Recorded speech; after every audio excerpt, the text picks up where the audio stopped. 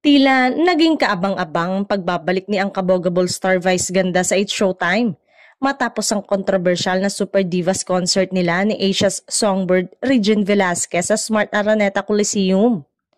In fairness, mukhang hindi lang mga fans kundi pati mga DDS ay inaabangan si Vice sa noontime show na It's Showtime dahil kung makikita sa comment section ay may mga bash o komento para sa ang kabogable.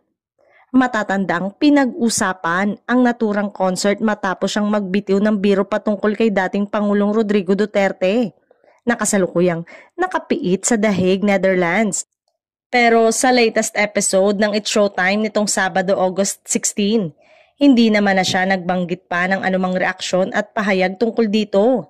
Sa halip ay nagpasalamat na lang siya sa madlang people at co-host niyang sumalubong ng pagbati para sa successful concert at sa nominasyon niya bilang Best Actor sa FAMAS.